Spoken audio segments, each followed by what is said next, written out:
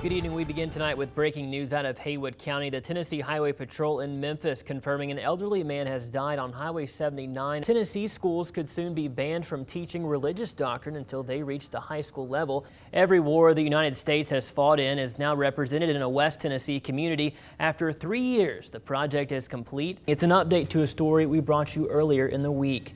Now, 3 have been returned, but what happened to this 4th one is heartbreaking. West Tennessee. Oh man, everybody's eyes have been on that one day. That's the one day we needed some dry conditions. I know, but another cold front's going to move through. The Tennessee Volunteers were back in Knoxville this weekend for their home opener, hosting 19th ranked Oklahoma at Neyland. The Vols actually led at halftime 17-3. Doesn't help for those that typically have a case of the Mondays. Yeah, it's going to be a gloomy Monday, that's for sure.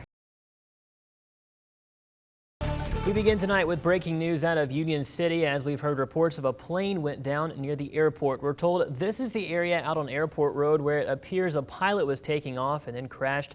Fire officials tell us the pilot was airlifted to a hospital for a broken leg, and the FAA gave officials on the scene the permission to clean up that damage. They also say they'll be there next week to investigate. We do have a crew headed to the scene now, and we'll give you more details as they become available.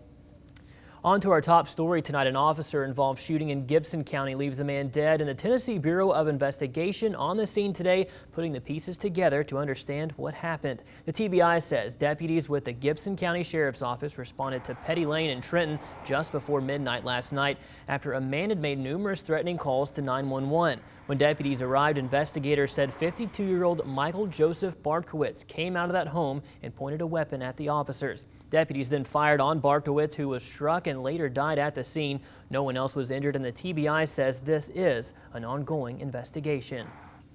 Well, for a 4th night, escaped Gibson County inmates remain on the run. The sheriff says Jason Clapper and Joseph Isbell escaped while in an outdoor recreation area on Wednesday. Clapper is a convicted sex offender out of Illinois, and Isbell is charged with felony theft. If you've seen them, contact the Gibson County Sheriff's Department.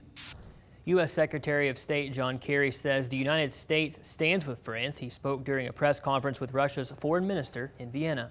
There's also a coalition of U.S. and local Muslim organizations which have condemned the terror attacks in Paris. The U.S. Council of Muslim Organizations held a press conference in Washington denouncing ISIS. The group adamant that the terrorist group does not act or speak on behalf of more than 1 billion Muslims worldwide. The coalition calling ISIS's actions reprehensible, inhumane, and completely contradictory to the tenets of Islam. ISIS, as we mentioned, has claimed responsibility for those attacks. Across the country, a Chicago woman is facing charges after police say she threw her newborn child out of a window. According to police sources, detectives have located the mother of the female newborn. That woman has reportedly made a statement admitting that she threw the baby from her 9th floor apartment late Wednesday night. Police say that motive in the case was family pressure and opposition to her pregnancy because the baby was mixed race, part Indian and part African American. A decaying corpse was found inside the trunk of a car that sat for 5 days in a Texas police impound. The sheriff's office says that car was being preserved for evidence processing by crime scene investigators when the corpse was discovered. A 25-year-old died from multiple gunshot wounds. The sheriff's office says it had not searched the car because it was waiting for a warrant or permission by the owner. The victim's wife, however, says she did give the sheriff's department permission. Police say they're now investigating. Back in Tennessee, a group of Vanderbilt students feel school leaders should suspend a professor because of her beliefs. Vanderbilt University professor Carol Swain says she doesn't shy away from her ultra-conservative beliefs, and this week several students started an online petition asking school leaders to suspend Swain. And they claim she has become synonymous with bigotry, intolerance, and unprofessionalism. The chancellor of the university says Vanderbilt welcomes free speech but won't tolerate hate. So far, more than 1,500 people have signed that petition to suspend Swain, and she returns to campus from a sabbatical in January. A video tonight shows 3 burglary suspects helping themselves to the kitchen. Now, they apparently got a little hungry as they ransacked a San Jose home. They were captured by a surveillance camera raiding the victim's refrigerator. The video was released by the San Jose police with the hopes that the public can help identify these suspects. Personal property was also taken from that home.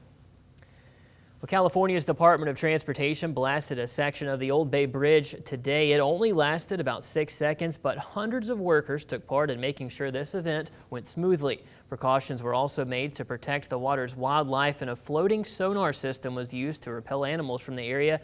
And seconds before the blast, a bubble shield was created to protect the fish and the wildlife there.